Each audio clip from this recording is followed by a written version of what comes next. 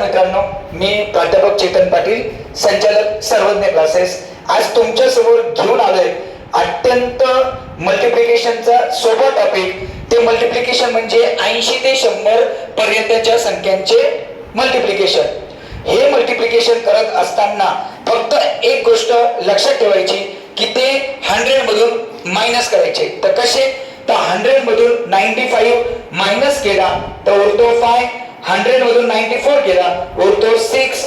त्यानंतर दोन स्टेप अत्यंत महत्वाचे आहेत, त्या म्हणजे स्ट्रेट मल्टिप्लिकेशन करायचा. 6 5 चा 30 आणि क्रॉस सबट्रॅक्शन करायचं. 94 मधून 5 गेले तर उरतात 89.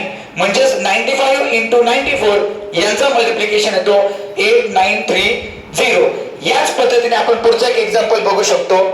त्या 100 मधून 98 मायनस केले तर उरले तो 100 मधून 85 मायनस केले तर उरले 15.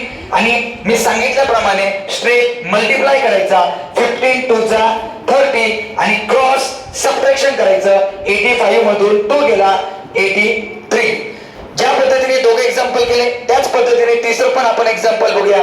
100 मधून 94 गेले 6. 100 मधून 93 गेला 7.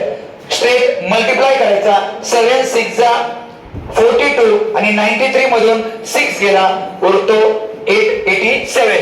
म्हणजेच 94 into 93 यांचा मल्टिप्लाय येतो 8742. ही पद्धत अत्यंत सोपी आणि लवकर होणारी.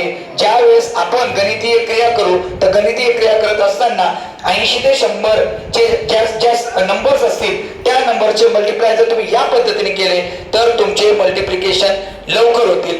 धन्यवाद. हा जर व्हिडिओ तुम्हाला आवडला असेल तर निश्चितपणाने तो शेअर करा, लाईक करा.